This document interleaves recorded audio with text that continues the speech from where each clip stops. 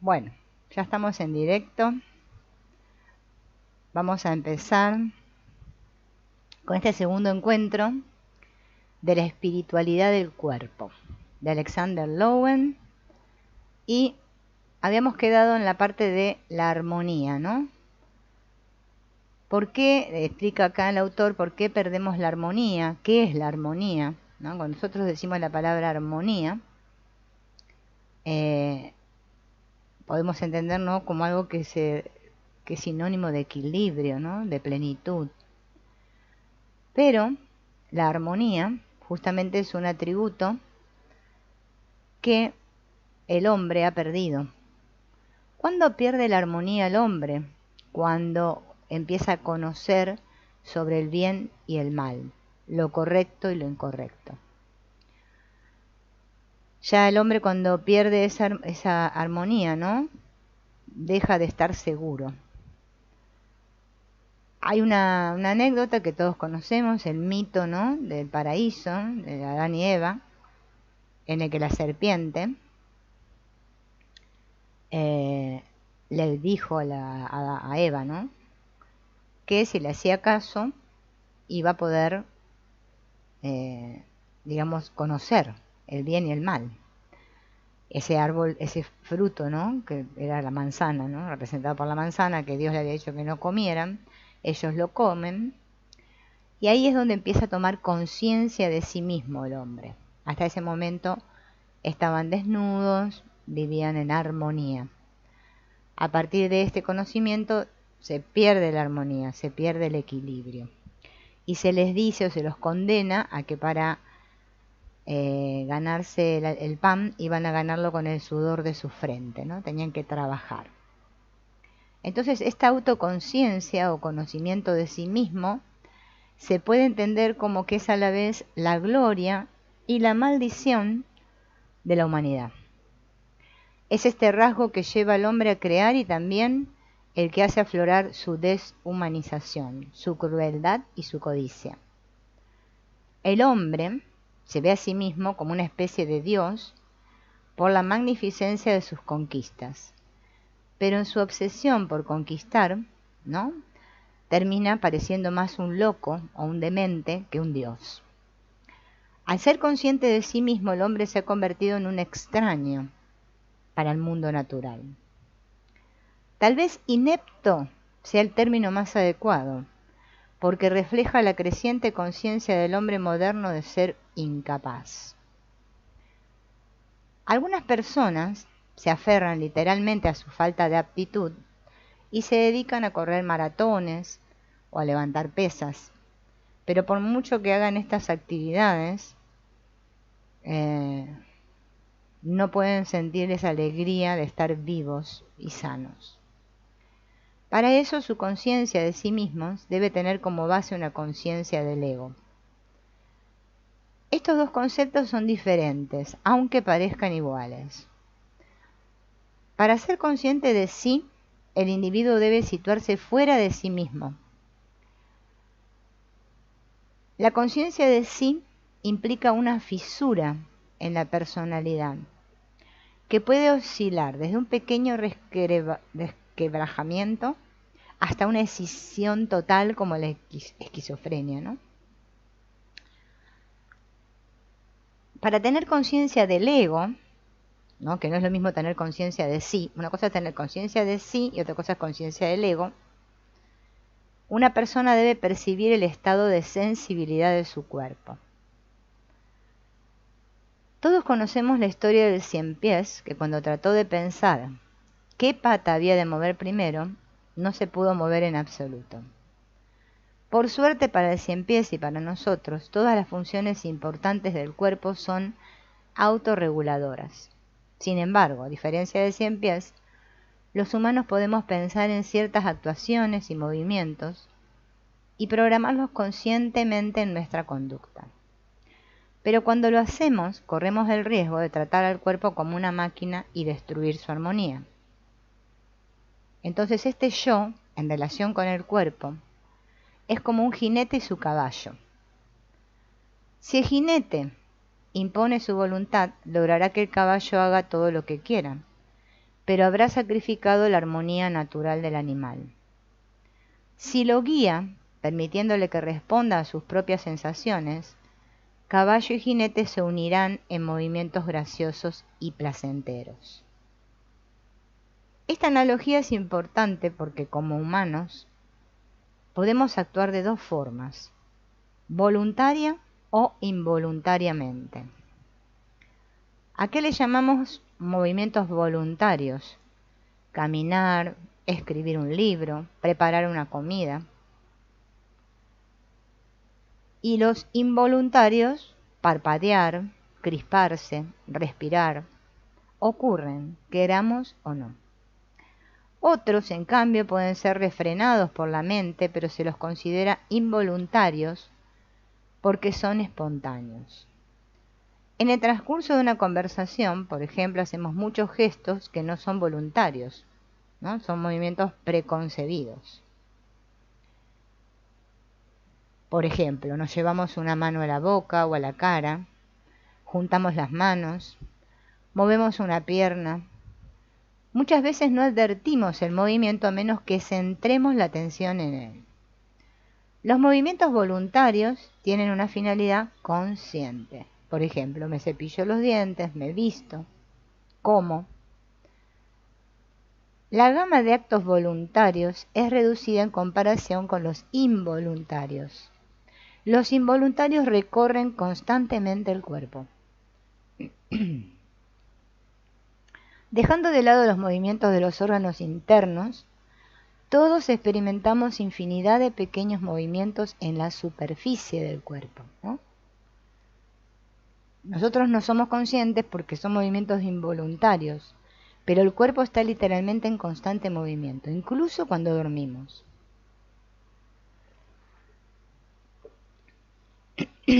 Estos movimientos involuntarios son una manifestación directa de la vivacidad del cuerpo.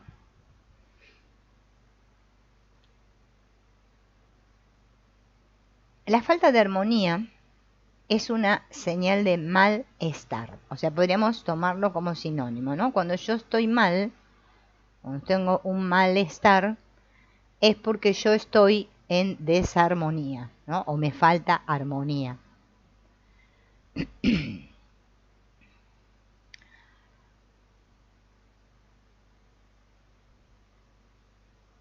Pocos advierten la relación entre los llamados trastornos mentales y la ausencia de armonía. O sea, creemos que la armonía es una cosa que no tiene nada que ver con un trastorno mental.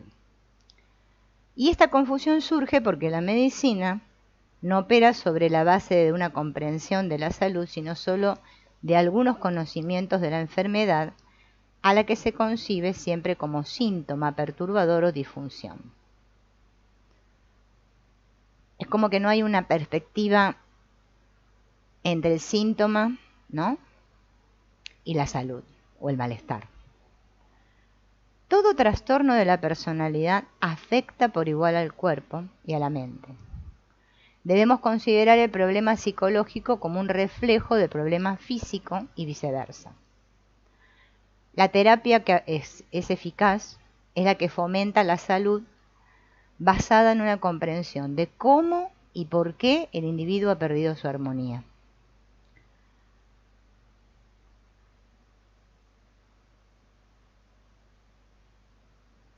Bien.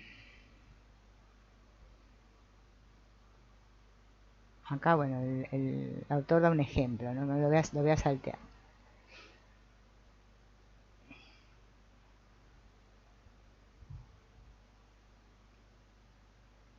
Esta armonía está relacionada con ese estado, ¿no?, de movimientos que el autor le llama de gracia, ¿no? Y la gracia y la salud se basan en alcanzar un equilibrio entre el yo y el cuerpo, entre la voluntad y el deseo. La filosofía china ya describe estas fuerzas del yin y el yang, que están en todos los organismos, ¿no?, las energías del cielo y la tierra, El yang representa una fuerza que actúa desde arriba y el yin una fuerza que actúa desde abajo, ¿no? Por eso el yang es lo consciente y el yin lo inconsciente.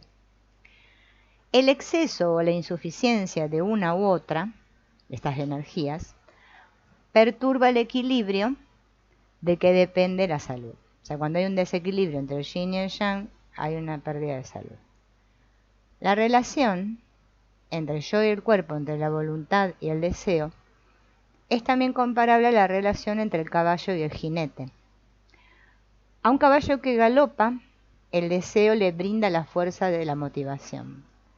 Al mismo tiempo, la voluntad le imbuye dirección y control, como es el caso del jinete, pero no es función de la voluntad ponerle freno al espíritu. Lamentablemente, en nuestra cultura, la voluntad determina gran parte de nuestra actividad en oposición al deseo del cuerpo. Tenemos que levantarnos, ir a trabajar, y en tal sentido lo mismo da que nuestro cuerpo esté descansado, que esté extenuado, que el trabajo nos entusiasme o nos aburra, porque todos tenemos que ganarnos la vida, ¿no? Y la voluntad que nos acicatea para que salgamos de la cama probablemente sea la salvadora en este aspecto. Pero la necesidad de ganarse la vida, ¿no? De obtener el alimento, el abrigo, el resguardo, también es un deseo corporal. Se puede decir otro tanto del afán, al parecer imperioso de algunos individuos por conseguir riquezas, poder y fama. El cuerpo no tiene ningún deseo de esa clase. Afán es la palabra clave. Cuando nosotros nos afanamos, presten atención a esto, ¿no? Perdemos la armonía cada vez que me afano. Y el cuerpo, entonces, ¿qué se transforma? En una máquina. En este sentido, se puede citar el precepto bíblico de qué vale ganar el mundo si uno pierde su alma. El hombre es la única criatura que se afana al extremo de perder su conexión con Dios. O sea, más me afano, más pierdo mi conexión con Dios, o sea, con lo espiritual, ¿no? Por eso este libro de Alexander Lowen se llama, ¿no?, La espiritualidad del cuerpo, ¿no? ¿Por qué el hombre se afana en tener éxito y poder? Porque el hombre cree que si es exitoso y tiene poder va a ser amado. Pero el éxito, aunque pueda producir admiración, ¿no? Una persona dice, ¡ay, qué exitoso que es este otro!, ¿no? Lo admira. Eso no garantiza el amor. Para ser amado uno tiene que ser digno de amor. Y para esto hay que ser capaz de amar. Para ser digno de amor, uno debe ser humilde, recurrir a los demás, abrir su corazón y ser vulnerable. Pero el individuo voluntarioso es altivo. Como lo hicieron de niño, cuando era abierto y vulnerable, está ahora resuelto a no volver a sufrir ese dolor y esa humillación. Entonces impondrá amor por medio de su poder y su posición. Tiene que probar su superioridad. Entonces se vuelve arrogante, ¿no? No suplica, no llora que lo amen. La intensidad de su afán es directamente proporcional a la avidez de su amor. Pero esto no sirve más que para frustrar ese deseo. Los movimientos originados en deseos son espontáneos, a diferencia de los movimientos deliberados dictados por la voluntad. En una persona sana, los movimientos espontáneos nunca son caóticos, ni impropios, a menudo se hallan suprimidos antes y solo ahora estén superando el bloqueo impuesto y se manifiesten. Esas manifestaciones son necesarias para que la espontaneidad se convierta en una parte esencial de la conducta de la persona. Bien, el espíritu humano anhela recobrar su gracia natural, liberarse de su aprisionamiento del yo y sentir su participación en la corriente universal. Aunque la voluntad no puede ordenar un retorno a la armonía, En ocasiones un individuo se sale del programa impuesto por su yo y se vuelve libremente espontáneo de modo natural.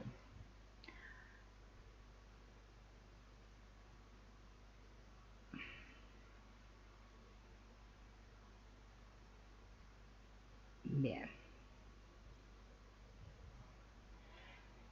Los individuos que son poco sensibles, que viven en su caparazón, rara vez van a experimentar coincidencias porque están tan rígidos que su cuerpo les impide poder vibrar en resonancia con los demás. Pero la sensibilidad no es garantía de salud. Los esquizofrénicos, por ejemplo, son hipersensibles a lo que sucede a su alrededor, ¿no? Es más, pueden tener experiencias extrasensoriales. En el caso de la esquizofrenia, ¿no? La frontera del ego es demasiado permeable, esto significa que el yo es deficiente para mantener una barrera eficaz contra los estímulos que ingresan, ¿no? Estas personas son propensas a resultar abrumadas. ¿Vieron estas personas que se sienten abrumadas por el entorno, ¿no? Es porque tienen esta frontera del ego muy permeable. En un organismo sano existe un equilibrio entre la contención y la excitación. El individuo se siente libre de expresar sus impulsos y sentimientos, pero tiene suficiente autodominio como para saber hacerlo en la forma apropiada y eficaz. En este individuo, la mente y el cuerpo están conectados como el yin y el yang, en ese circulito, ¿vieron? Del yin y el yang, que representa ese simbolito, la totalidad, ¿no? Estas personas tienen conciencia del ego en lugar de ser conscientes de sí mismas. Cada movimiento abarca la totalidad de la persona de un modo unificado.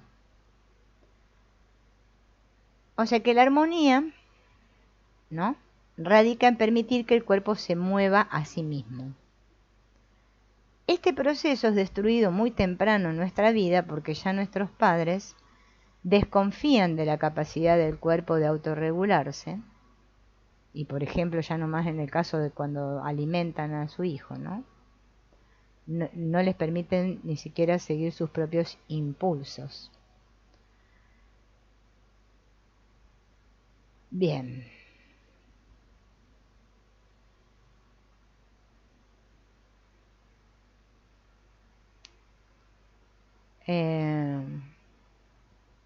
Para recobrar esta armonía que todos hemos perdido, debemos comprender el rol crucial que cumple el tiempo. El tiempo, fíjense.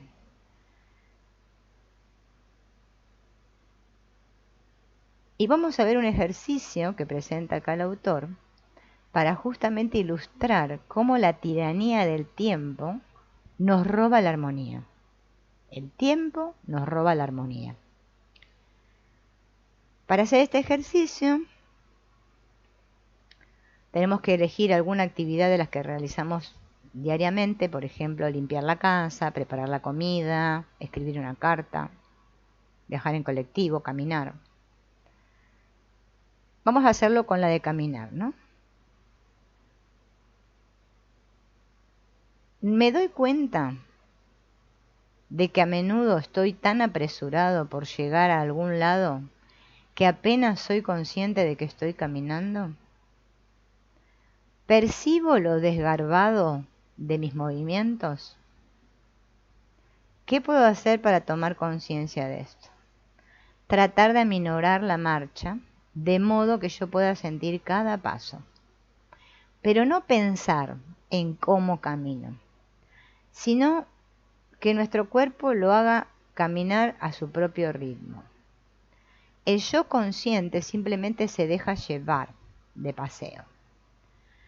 Si este ejercicio nos hace sentirnos torpes, es porque nos hemos vuelto conscientes de nosotros mismos en el acto de caminar. En otras palabras, estamos evaluando nuestro aporte o pensando en cómo nos ven los demás. Y en vez de ello tenemos que concentrar nuestra atención en la sensación de caminar. Hay que ver si uno puede sentir el placer de estar vivo y de moverse libremente sin preocupación.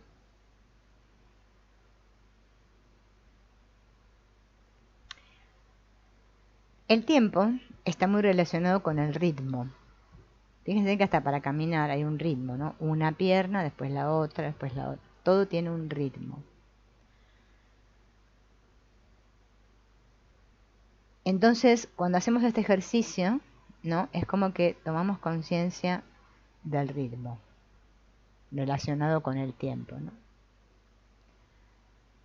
Y al mismo tiempo cultivamos la actitud de estar atentos y ser conscientes de nosotros mismos sin sentirnos presionados.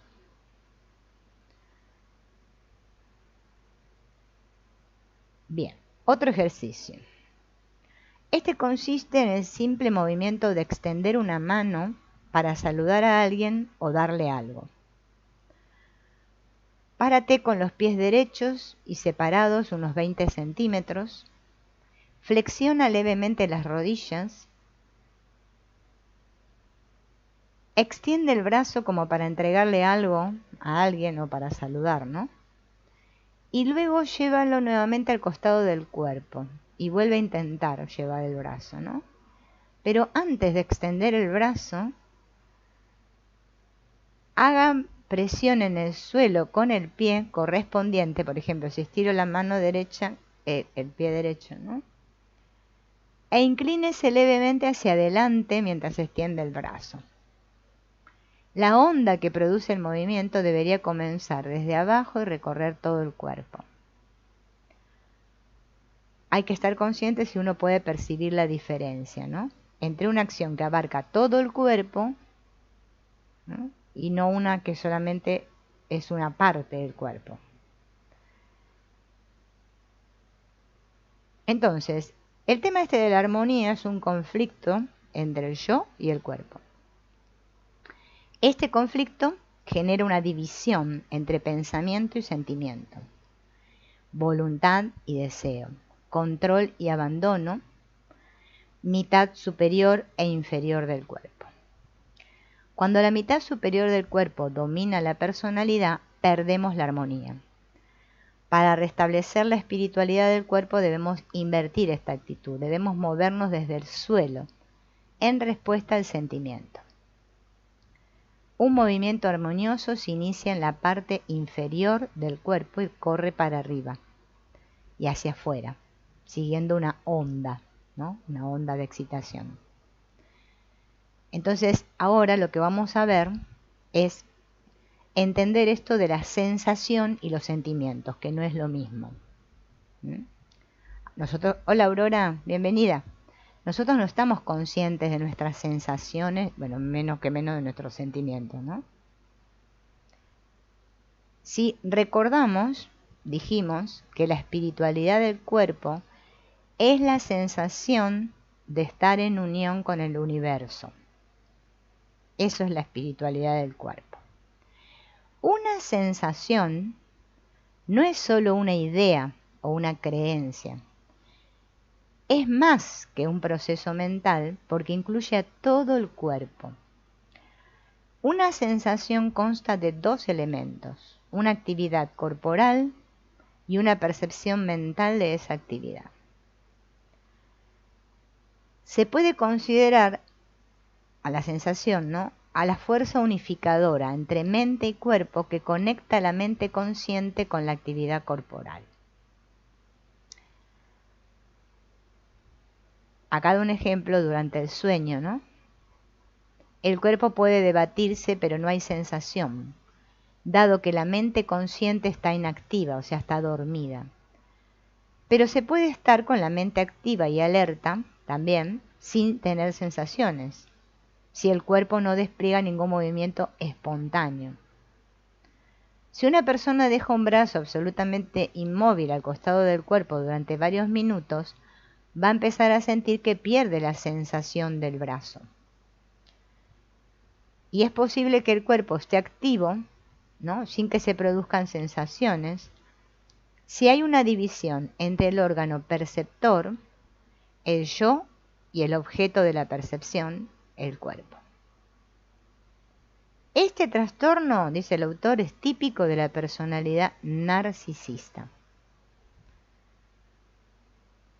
Mientras una persona está viva, no carece totalmente de sensaciones, ni siquiera en el estado narcisista. Puede tener sensaciones de calor, de frío, de dolor. Bien. Lo que falta o está muy reducido en su personalidad son las sensaciones que llamamos sentimientos o emociones. Miedo, ira, tristeza, amor, etc. Estas sensaciones surgen de movimientos espontáneos del cuerpo que representan impulsos de asociación o de repliegue hacia el entorno. El impulso de conectarse con el entorno representa el deseo de placer y plenitud y da lugar a un sentimiento de amor si uno es consciente de ese impulso. El impulso de replegarse es una respuesta al hecho de experimentar o prever dolor y da lugar a un sentimiento de miedo o de amenaza, ¿no? Cuando un impulso llega a la superficie, provocando una disposición a actuar, el sentimiento surge, llévese o no a cabo la acción. Uno puede estar colérico sin atacar, por ejemplo. Puede estar miedoso y no huir. O puede estar triste y no llorar. Porque hay una percepción del impulso. Sin embargo, algunas personas hablan de amor sin sentir el impulso de buscar contacto con otro, ¿no? En este caso, en lugar de sentir el amor, lo estamos pensando. Si hay pensamiento, si lo estoy pensando, no hay sensación. Toda emoción es una sensación, pero no toda sensación es una emoción. El amor, la ira y el temor son emociones típicas a las que también llamamos sensaciones. Las impresiones de calor y de frío, de dolor o presión, los gustos, los olores, son sensaciones, pero no emociones. Porque ¿qué es una emoción? ¿No? Ya sabemos que viene de justamente este prefijo e, que es poner en movimiento, moción, emoción.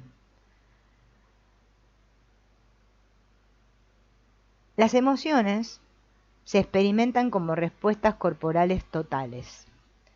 Yo puedo tener, por ejemplo, una sensación de dolor en la cintura, pero cuando me enfado, la sensación no se localiza ni se limita.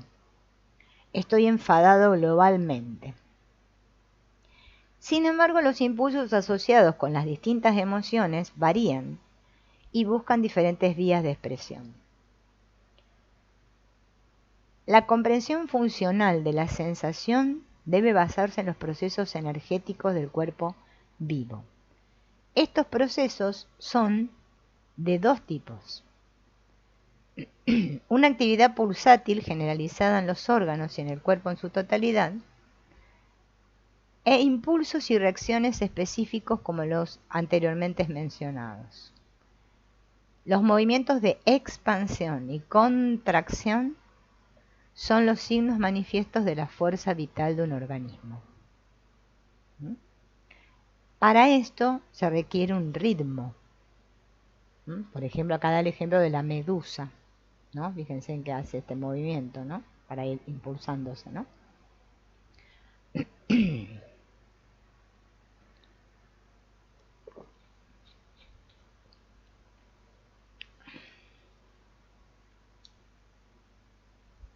Entonces, estos movimientos de expansión y contracción son espontáneos.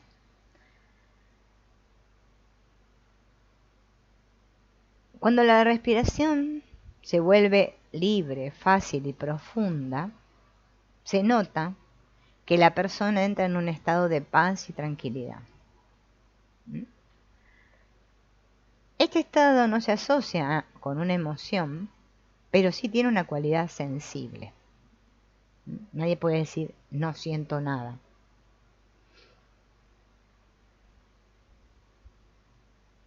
Entonces la salud, fíjense en cómo define el autor la salud, ¿no?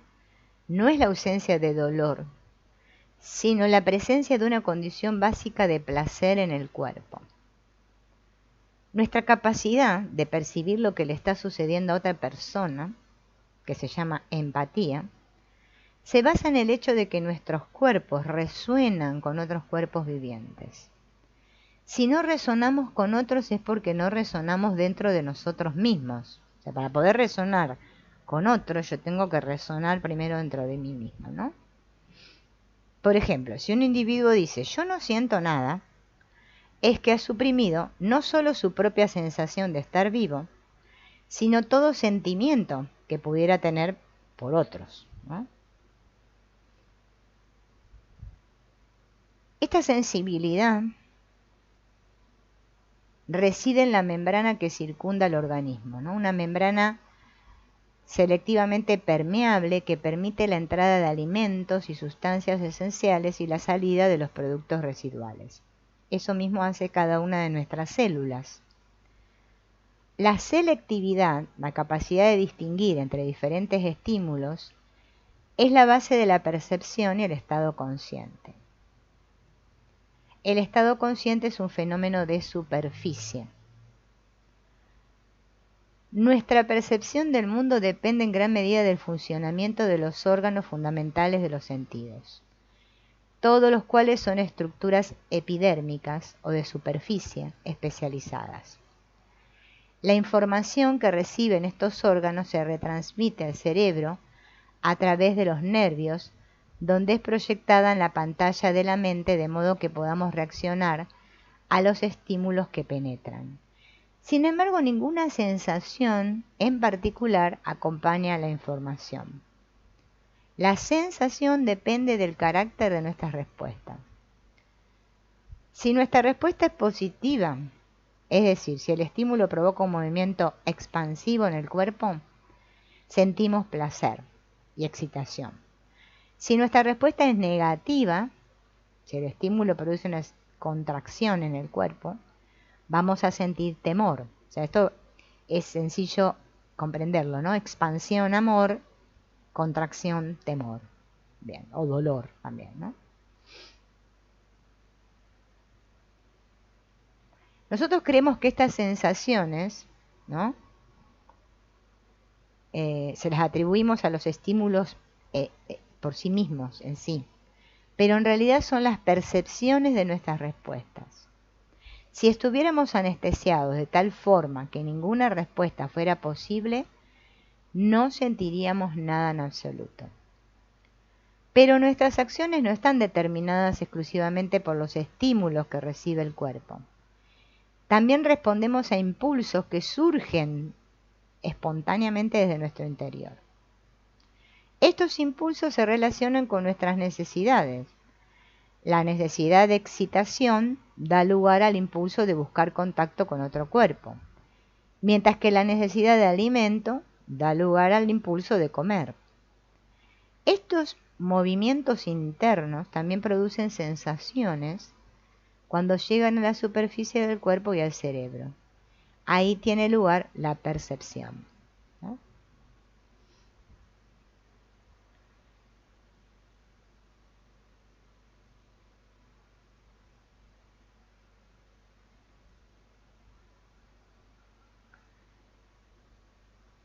Ajá.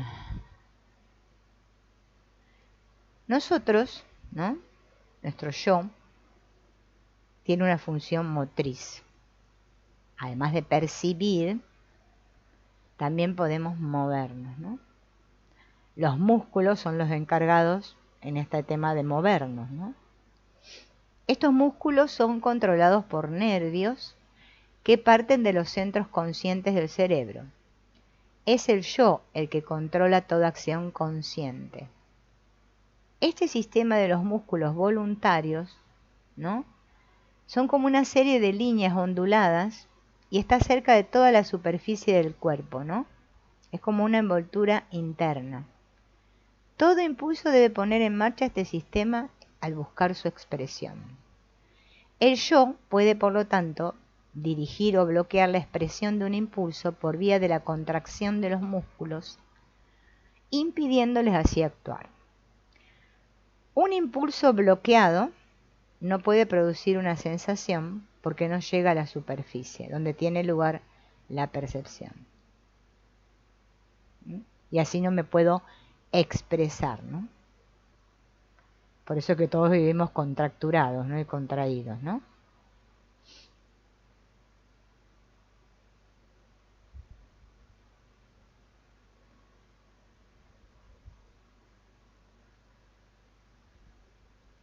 Bien.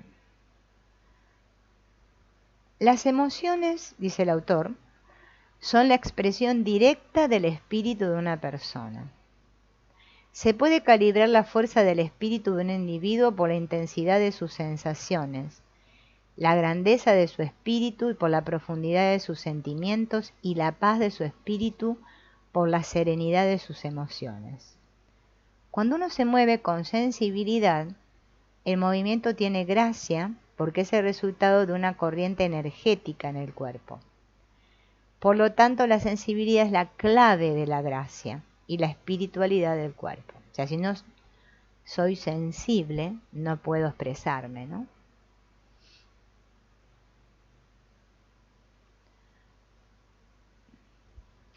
Acá hay una definición que da el autor de odio, que dice que es amor congelado. Significa que este impulso de buscar contacto se suprime.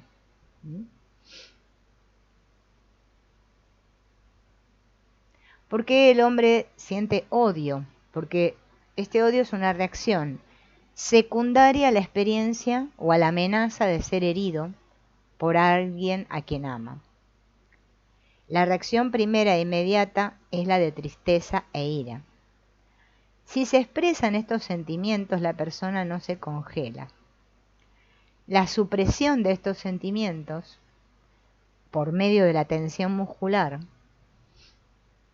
va creando como una capa de hielo que aprisiona el corazón y el sentimiento de amor.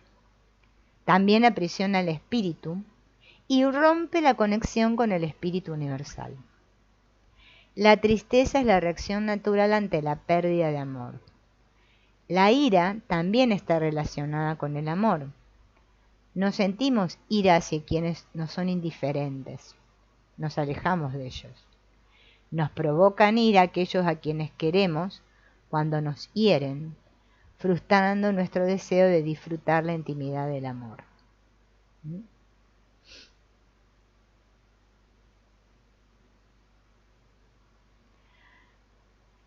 Así como el amor nos lleva a acercarnos a otros con dulzura, la ira nos mueve a asestar duros golpes. Pero así como procuramos eliminar un obstáculo al amor cuando sentimos ira, cuando nos invade la furia, vemos al objeto de nuestra ira como un enemigo, como alguien que busca nuestra destrucción. Decimos sentir una furia asesina o querer matar a alguien.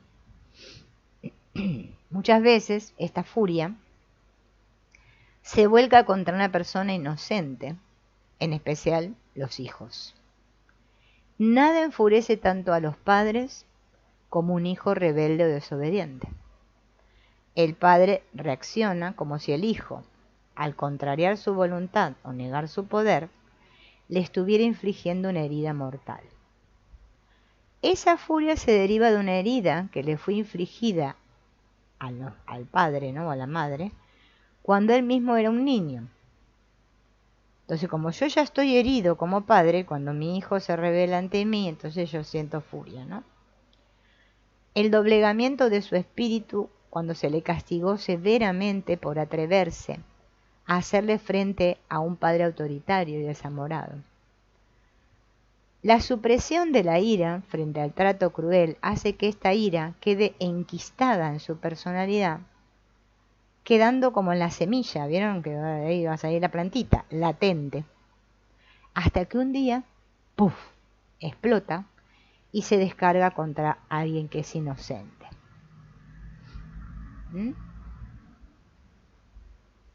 Porque es como que el padre le está diciendo al hijo, tú no vas a ser un espíritu libre porque a mí me aplastaron mi espíritu. Como un sentimiento de envidia. Este concepto de espíritu doblegado no es una metáfora ni un constructo psicológico. Es una realidad física en el cuerpo del individuo, tener el espíritu doblegado.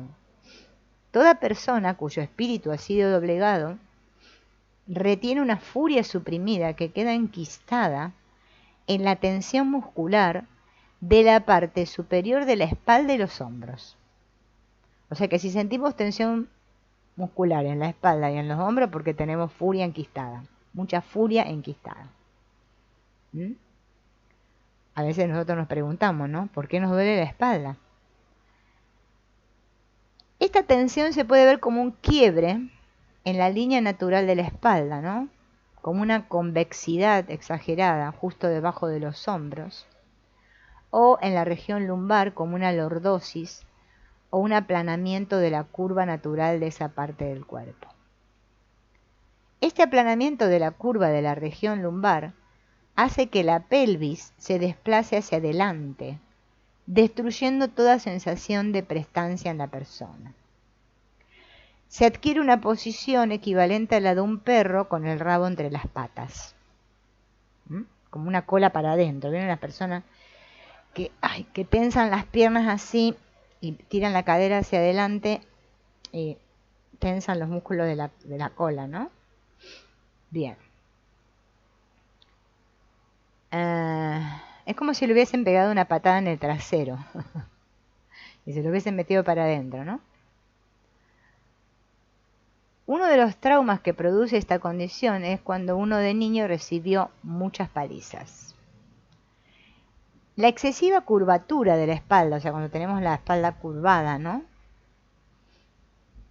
Es el signo distintivo del espíritu libre.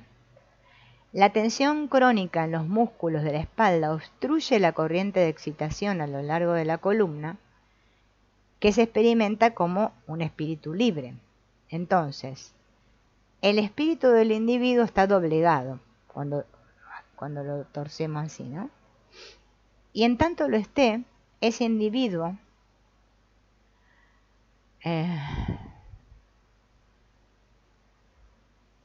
tendrá una furia asesina en su interior, aunque no sea consciente de esta furia.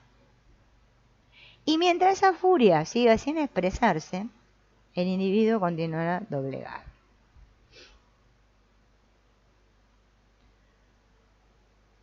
Exteriorizar la furia en contra de aquellos, ¿no? No establece un efecto positivo. O sea, cuando lo descargo contra alguien más débil, ¿no? Porque uno no puede sentirse satisfecho de esa conducta, sino que me voy a sentir culpable. Para descargar la furia, ¿no? Tengo que hacer terapia. Es lo mejor.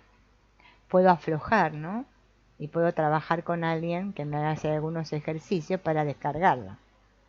Y no descargarla contra otra, ¿no? Cuando descargo mi furia, recupero la armonía, ¿no?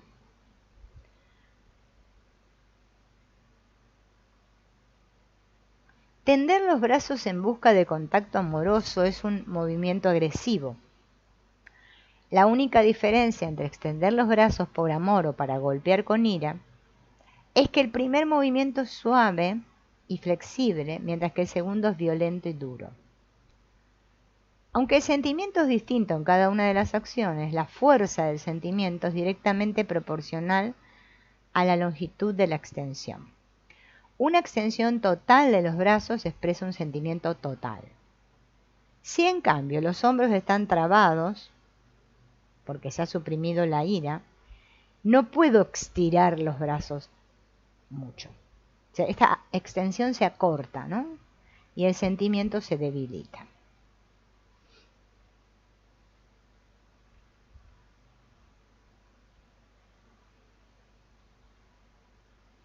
El miedo es el que paraliza el espíritu. congela el cuerpo, contrae los músculos.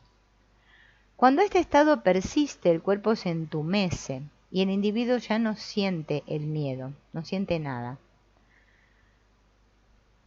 La persona dice, estoy deprimida, pero no dice tengo miedo, ni siquiera dice que está triste. La tarea terapéutica es lograr que la persona tome conciencia de su miedo, haciéndole sentir las tensiones del cuerpo. Cuando logra movilizar las zonas contraídas, va a percibir el temor. Y si siente temor, tal vez tenga miedo de que alguien le haga daño. Esa es una proyección del miedo que le teníamos a nuestros padres.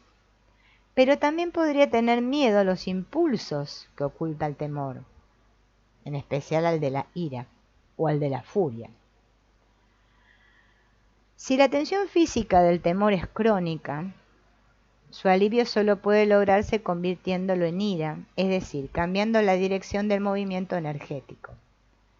La ira se puede expresar golpeando, mordiendo, pateando, retorciendo una toalla. Porque cuando retorzo la toalla es como que le estoy retorciendo el pescuezo a alguien, ¿no? Bueno, todas estas acciones sirven para aliviar la tensión. Todos nosotros tenemos miedo a la tristeza que llevamos dentro. Si nos permitimos llorar, nos atemorizamos porque la tristeza nos parece un abismo sin fondo, un pozo profundo en el cual nos vamos a ahogar. Nuestra tristeza tiene fondo, pero justo antes de tocar ese fondo, experimentamos un sentimiento de desesperación que puede ser aterrador. ¿No?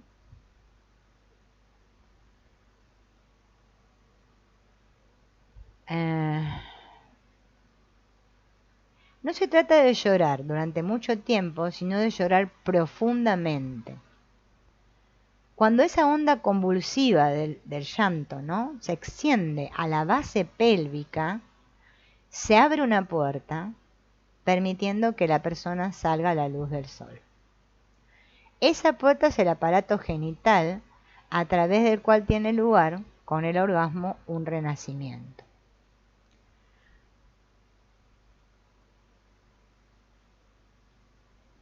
También hay emociones,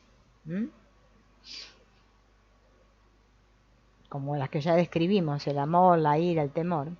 Hay estados de sensibilidad generalizada, se le llama así, estados de sensibilidad generalizada, que no llegan a ser emociones. Uno de esos estados es la humillación, que al igual que las emociones puede ser suprimida, de modo que el individuo no sea consciente de ella. Pero este estado se suele expresar en el cuerpo bajo la forma de una postura encorvada y la tendencia a agachar la cabeza. El estado opuesto, que es el sentimiento de orgullo, se expresa con la cabeza no erguida. Bien.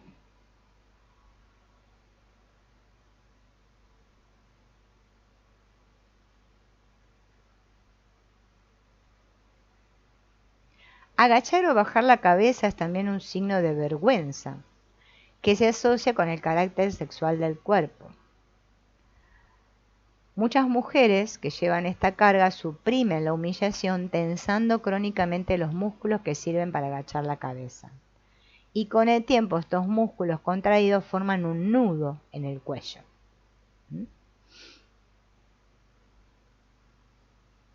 En el hombre, la humillación se representa con el acortamiento del cuello.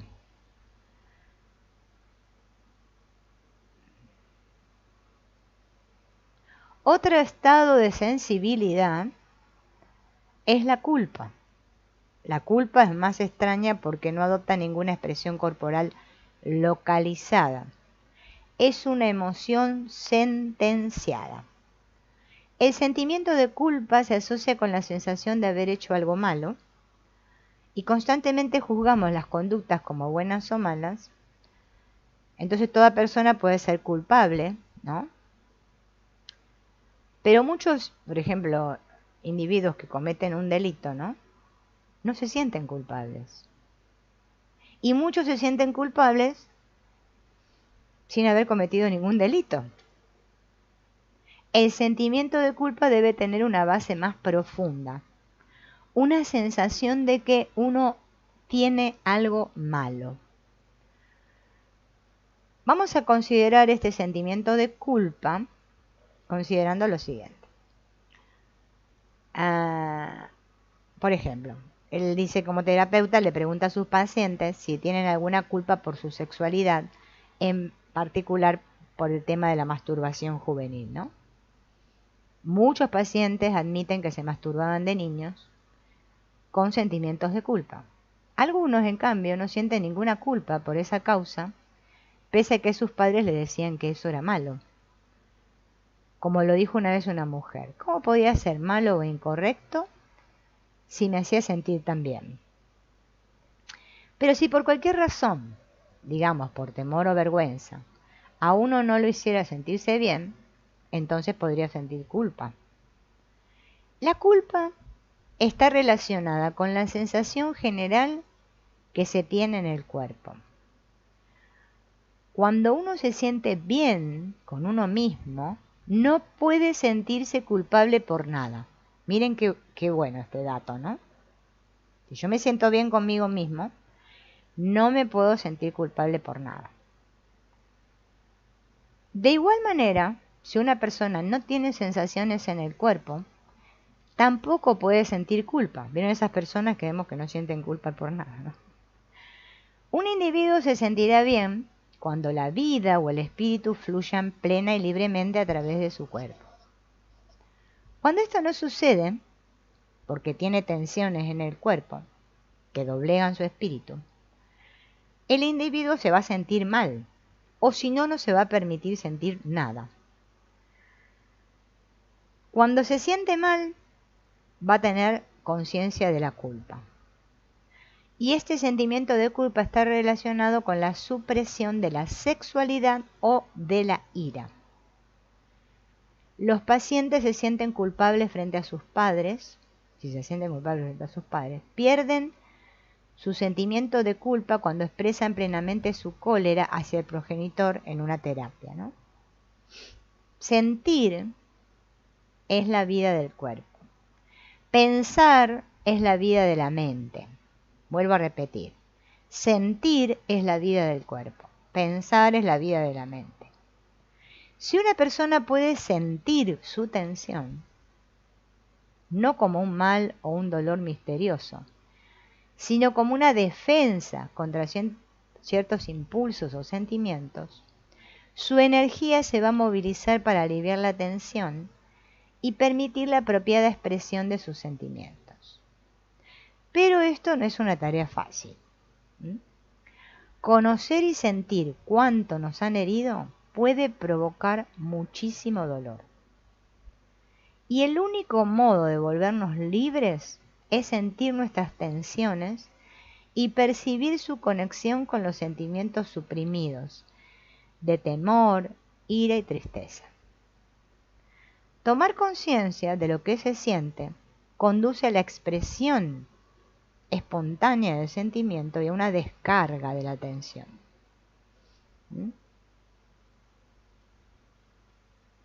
¿Por qué nosotros suprimimos nuestros sentimientos? Por miedo, porque creemos que no los vamos a poder manejar cuando afloren, ¿no? Ese miedo viene de nuestra experiencia infantil.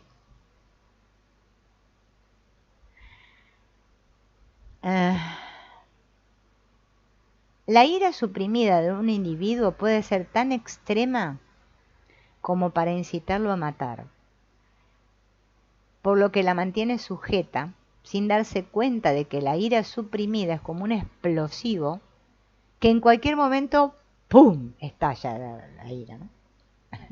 Y se la va a descargar siempre contra los inocentes, es así. Si yo tengo conciencia de mi propia ira, eso me va a provocar cierto grado de control y de seguridad.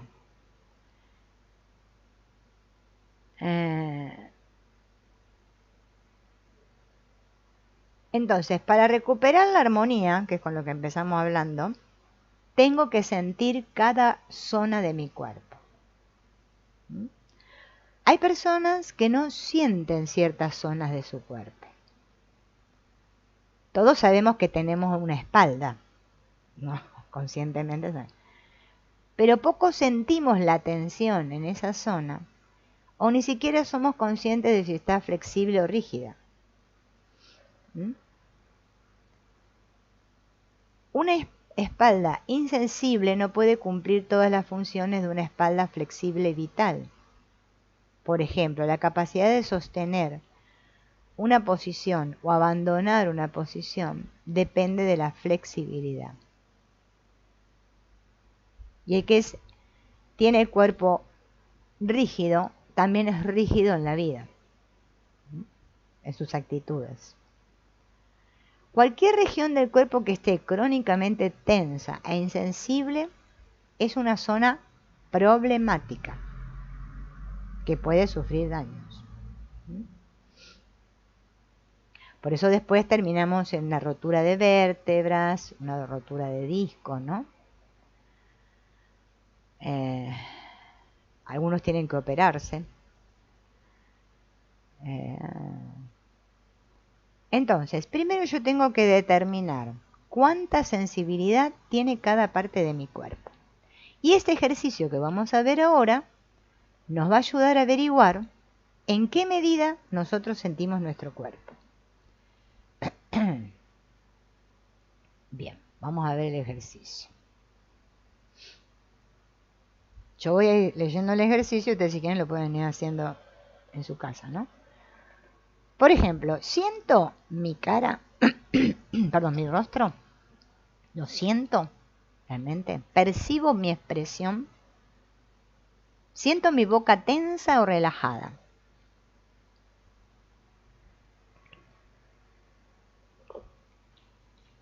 Siento tensión en la mandíbula.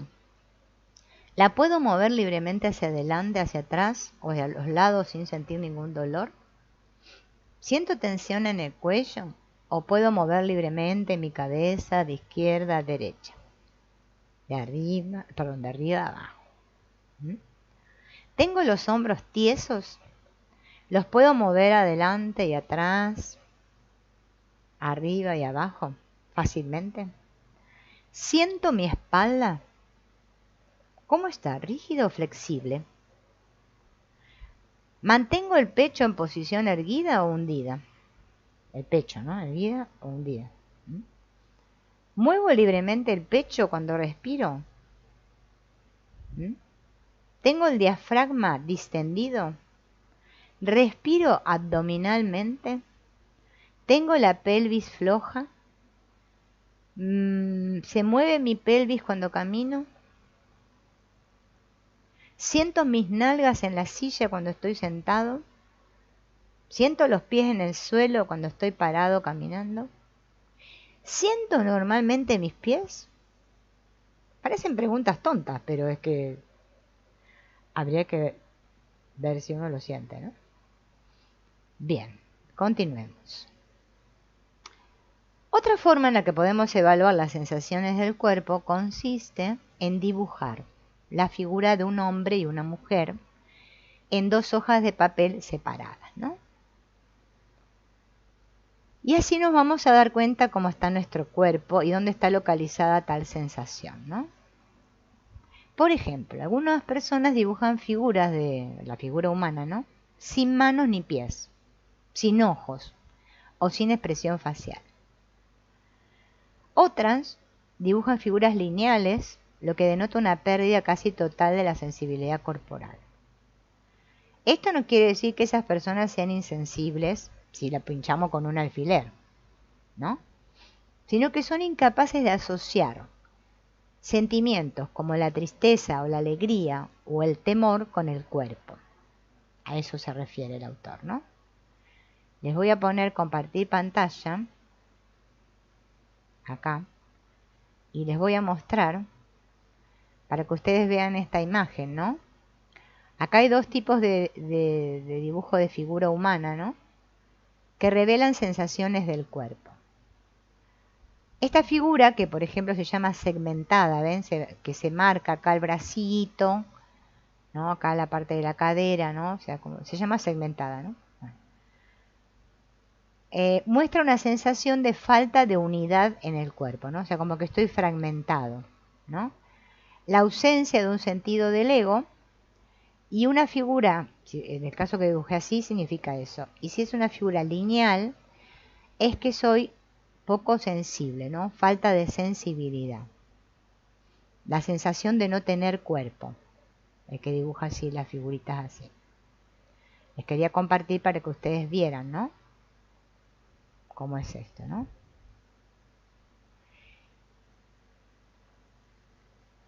Y ahora vamos a hablar del tipo de sensaciones llamadas sexuales. Vamos a hacer como una breve introducción. Después vamos a ir extendiéndonos en el tema, ¿no? Hay muchas personas que creen que la sexualidad y la espiritualidad son opuestas.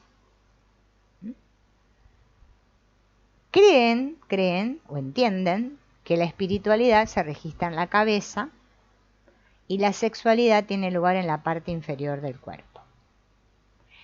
Esto es un punto de vista distorsionado. Un individuo sexualmente diferenciado en cada célula de su cuerpo, ¿no? Por ejemplo, en el varón, que sabemos que está el cromosoma X o Y,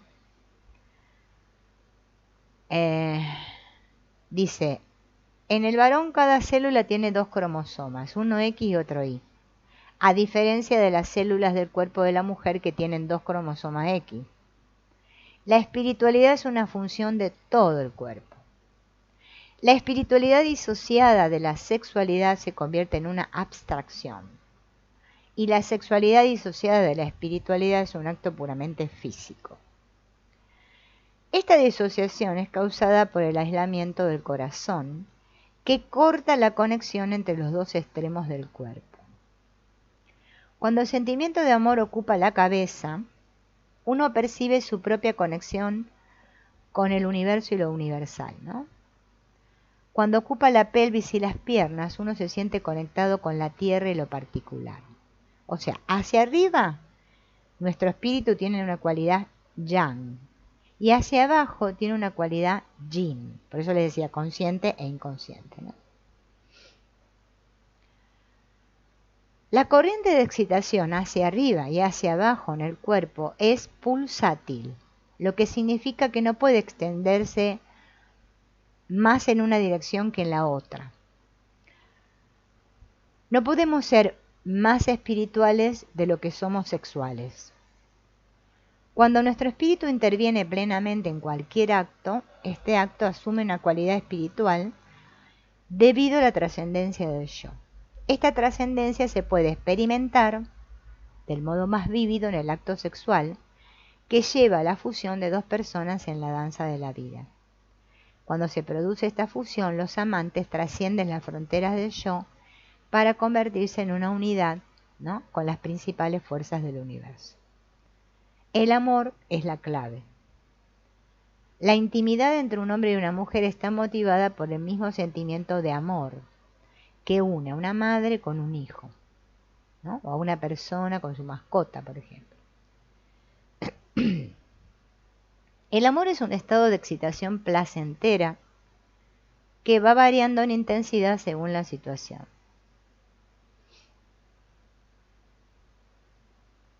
A ver.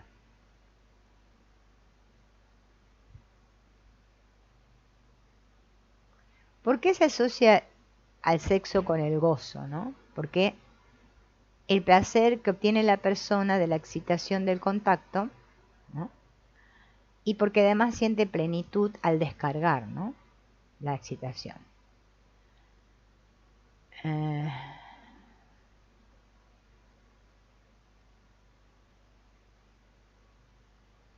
Bien, ven que todo esto no lo voy a decir porque ya lo dije en los otros.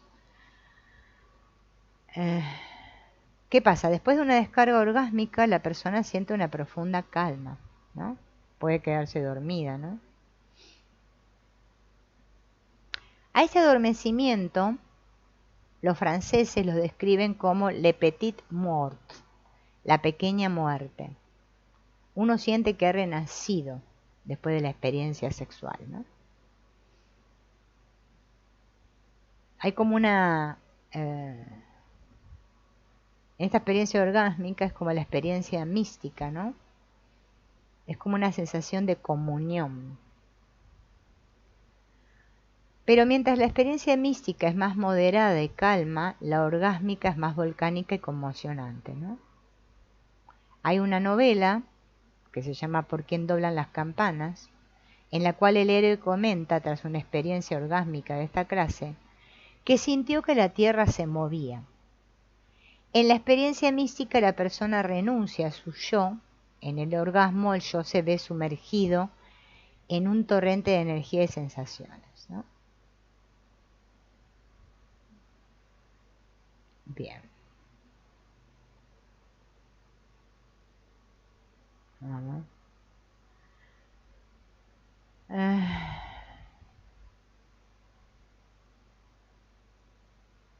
Quiero ver acá porque habla de la trascendencia, ¿no?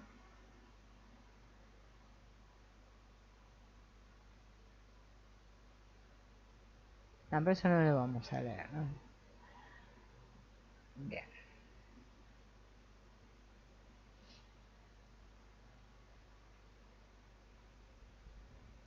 Vamos a ver el caso, para cerrar ya, ¿no? El caso de una chica, que comenta acá el autor, ¿no? Que se llama Ana, que era muy atractiva. No estaba casada, pero mantenía vínculos sexuales con uno que otro hombre. No era depresiva, pero ella presentía que no podía encajar las piezas. Para comprenderla a Ana, había que observar el cuerpo, porque todo su cuerpo contenía la historia de su vida, ¿no? Las dos mitades de su cuerpo eran distintas. La parte inferior era rotunda y pesada, pero irradiaba muy poca vida y sensibilidad. La parte superior era ligera, con mejor tono de piel y más vitalidad. Tenía buen cuerpo, ¿no? Y eso la hacía sentirse femenina, ojos grandes, de mirada dulce y agradable, y muchos hombres la encontraban atractiva por esto. Era seductora, pero no promiscua. Pero ningún hombre se quería casar con ella. O sea, ella podía tener relaciones con los hombres, pero no casarse, ¿no?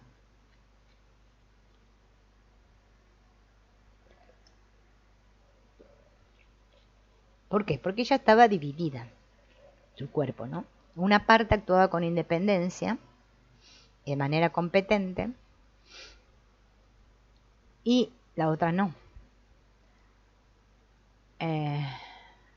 La otra parte de su personalidad se relacionaba con la mitad inferior de su cuerpo, que era pasiva y falta de vida. Ella llevaba una vida sexual activa, tenía escasa sensibilidad sexual y nunca había sentido un orgasmo. El hecho de que un hombre la necesitara o la deseara le resultaba estimulante, pero no la movía la pasión, ¿no? Esto es desesperante para cualquier mujer, pero para ella no. Ella con los demás se mostraba vivaz, sabía entretenerlos con historias, con bromas.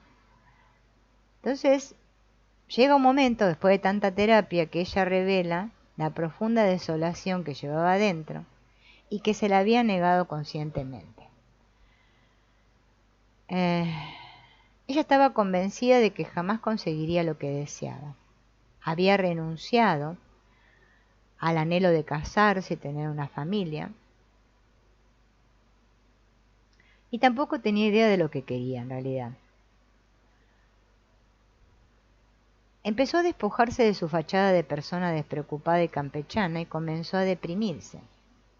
Su desánimo no le impidió seguir trabajando, pero esa actividad no tenía mucho sentido para ella. Expresaba un sentimiento de que quería morirse. No es que pensaba en suicidarse, sino que decía que la vida para ella era vacía.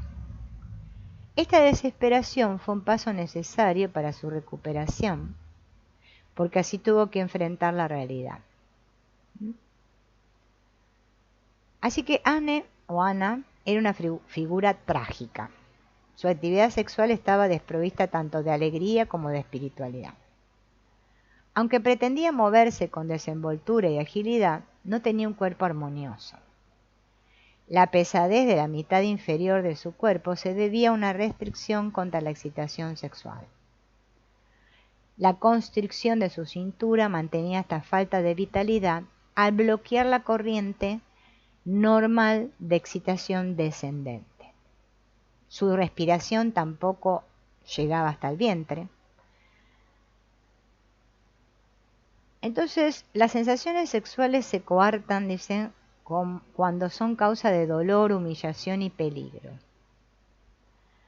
Ella desde pequeña se había pegado profundamente al padre, tenía un vínculo, ¿no?, muy fuerte hasta que el padre murió. Y esta actitud se transfirió a otros hombres. El padre estaba igualmente apegado a la niña, ¿no? Y aunque Ana no tenía presente ningún avance abiertamente sexual de parte del padre, advertía como que el padre tenía cierto interés sexual en ella, ¿no? Sabía que ella lo excitaba sexualmente como no lo hacía su madre. Si bien el padre mantuvo el control de sus actos, se sentía culpable de sus sensaciones, cosa que proyectó en su hija tildándola de sucia cualquier manifestación sensual de ella.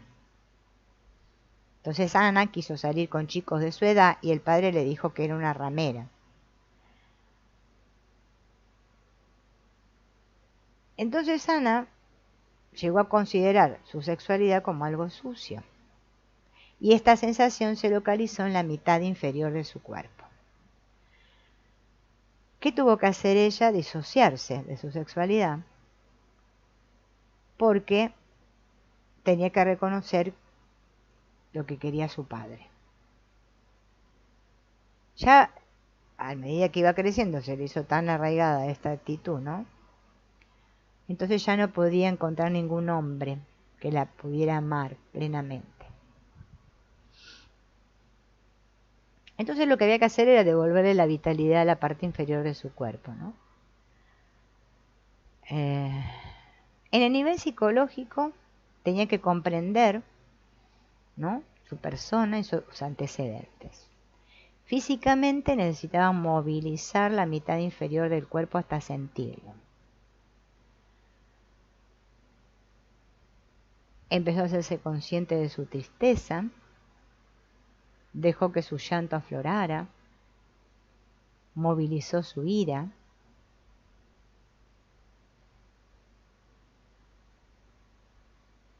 hasta que llegó un momento, ¿no?, en que sintió con más intensidad que había sido objeto de abuso sexual por parte de su padre y de su hermano. El hecho de darse cuenta de qué era lo que podía haber sucedido bastó para romper el bloqueo de su personalidad. Esto hizo movilizar su furia, expresarla, y así pudo sentir pasión amorosa. Pudo superar todo esto que ella tenía bloqueado, ¿no?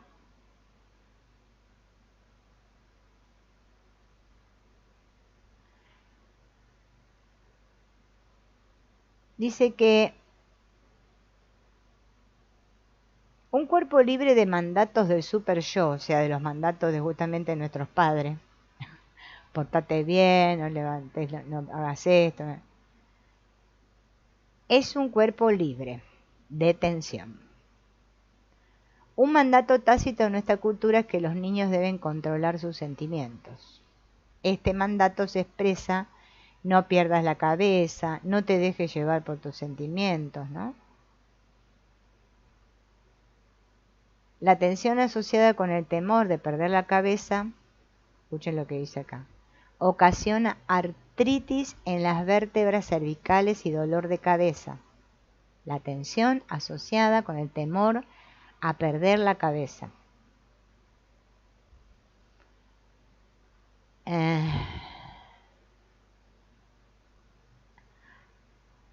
Una tensión similar en la base de la columna vertebral, donde se articula el sacro, es la causante de la mayoría de los dolores lumbares.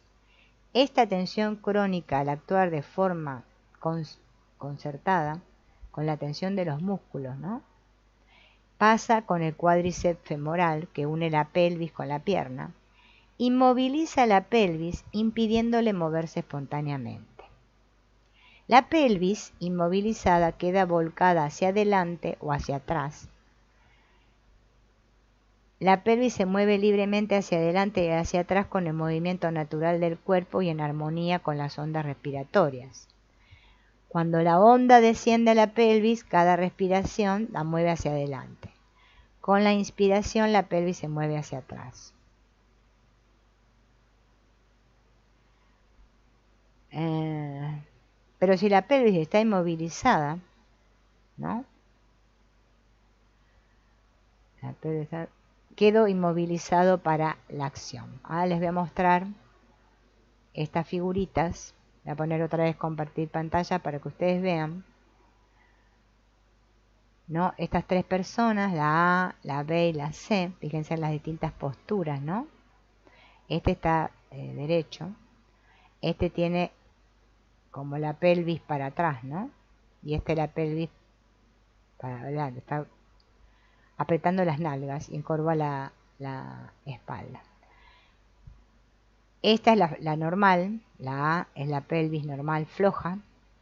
La B, la pelvis atrasada, exagerando la concavidad de la región lumbar. Y la C es la inmovilizada hacia adelante, colapsando la espalda. Bien, vamos a hacer un último ejercicio, ¿no? Y ya después continuaremos en la próxima. Me tengo que parar delante de un espejo, de modo, esperen que voy a sacar el compartir pantalla, de modo que yo pueda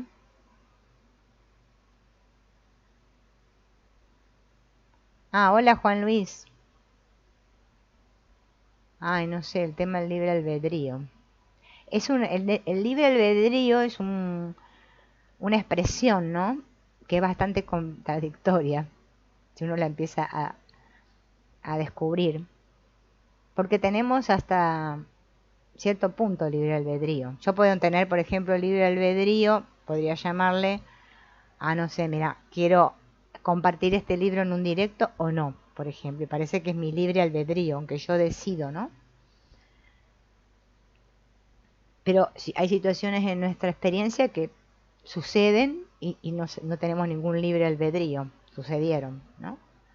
Porque hay una confusión en cuanto a eso, porque por eso cuando uno diferencia si las cosas vienen del inconsciente o del consciente, es que puede verlo. Por eso este autor habla mucho de que si nosotros no funcionamos como una unidad. Y con el tema de la espiritualidad, muchas personas, con este asunto de que no somos el cuerpo, no sé qué, han dejado de sentir la vida. Viven una espiritualidad desde la cabeza, para no sentir. Por eso, bueno, terminan algunos enloqueciendo. La espiritualidad a veces enloquece a las personas, hay que tener mucho cuidado. Lo hago para no sentir. Bien, me paro delante de un espejo para poder verme la espalda, al volver la cabeza, ¿no? Y me fijo si tengo la espalda derecha, la cabeza erguida, si tengo la pelvis hacia atrás. Me miro a ver los pies si los tengo derechos, separados a unos 15 centímetros de distancia. Y lo que voy a hacer es empujar la pelvis lo máximo posible hacia adelante. Y observar si me doy cuenta cómo me arqueo o se me dobla la espalda. Y eso me hace perder estatura. Luego voy a volver a llevar la pelvis hacia atrás y fijarme cómo se endereza la espalda. Y tomar conciencia de qué sensación se asocia con cada posición, ¿no? Ahora, estando de pie, doblar ligeramente las rodillas, dejar la pelvis floja, de modo que pueda moverse libremente como la mano en la muñeca, ¿no? Que yo pueda hacer este movimiento con mi pelvis, ¿no? Respiro profunda y lentamente, sintiendo la onda respiratoria que penetra en el fondo de la pelvis, y darme cuenta si yo percibo algún movimiento en esa parte y qué sensación me produce, si eso me genera ansiedad. Dice el autor que la mayoría de la gente no siente nada, de tan congelados que estamos, ¿no?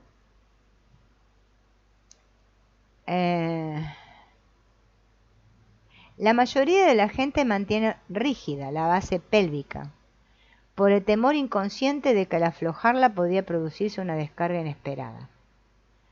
Este temor se deriva de las experiencias primarias del entrenamiento para el control de los esfínteres. Cuando ese entrenamiento se recibe antes de los 2 años y medio, el niño va a usar los músculos de la base pélvica y de las nalgas para controlar la función excretoria, pues el esfínter anal externo no es operativo a esta edad. Después de que el esfínter anal externo se vuelve funcional, el temor persiste y se extiende más tarde al orgasmo. El individuo no puede dejar que la descarga sexual ocurra total y libremente, porque eso exige renunciar al control. Cuanto más temprano se entrena a un niño, mayor es la tensión en la base pélvica. Y esto después va a provocar trastornos intestinales, ¿no? Ni que hablar si los padres le ponen enemas o supositorios, ¿no?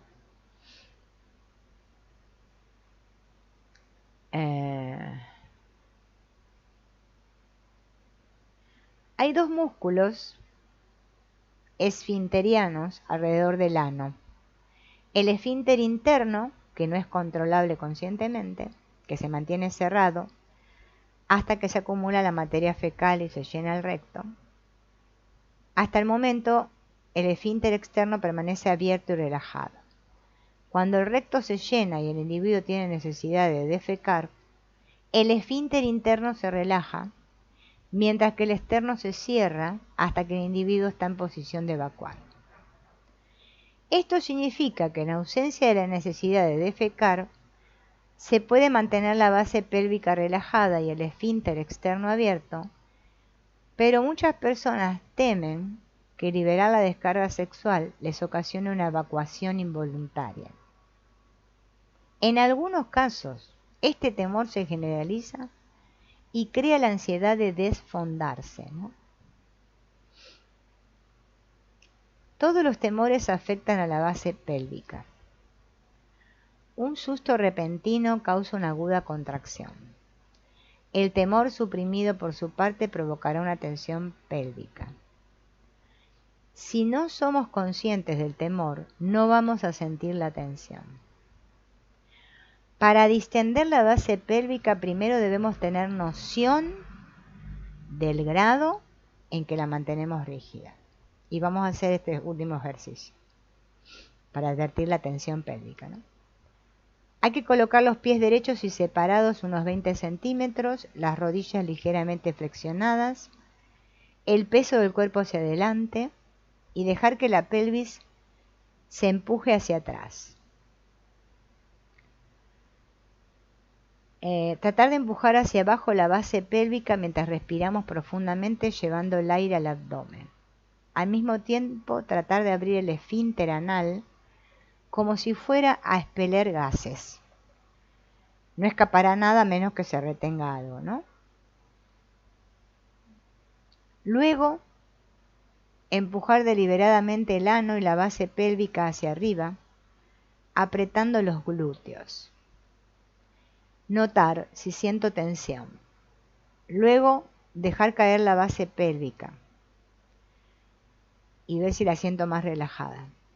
Hay que repetir este ejercicio varias veces para aprender bien la diferencia entre el estado de tensión y el de relajación de la base pélvica.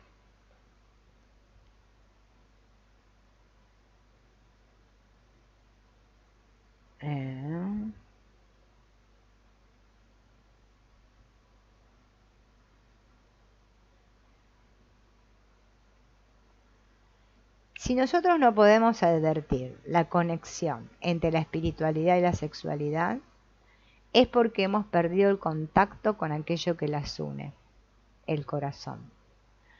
Cuando amamos a otro, ¿no?, la unión es tanto espiritual como sexual. Cuando nos unimos a Dios con el amor de nuestro cuerpo, el contacto es sexual a la vez que espiritual. Esto parece ser una herejía, pero la actividad sexual ha sido utilizada desde hace mucho tiempo en los ritos religiosos de las culturas primitivas para contactar con la divinidad. Incluso en la tradición judeocristiana, la danza ha formado parte de muchas ceremonias religiosas. Todo lo que yo use para establecer una conexión sensible con lo infinito debe incluir al cuerpo. Si no es que quiero tener una espiritualidad desde la cabeza, ¿no? Un hombre debe renunciar a su yo para unirse a su Dios. No hay modo mejor ni más directo de experimentar esta renuncia que en el acto de amor sexual. Y en el próximo capítulo vamos a trabajar con el arraigarse, la conexión con la realidad. Esto es de lo que les hablo, que muchas personas, con el afán de ser espirituales, se desconectan de la vida. Y el estar arraigados es justamente lo que nos hace crecer y nos hace vivir la vida, ¿no? Si no, estamos muertos. Bueno, esto del arraigarse lo vamos a dejar para la próxima, porque si no se hace demasiado largo, ¿no? Bueno, nos veremos en el próximo directo. Gracias por compartir, por estar ahí. Y veré, si puedo hacer otro directo hoy lo haré. Vamos a ver qué sucede.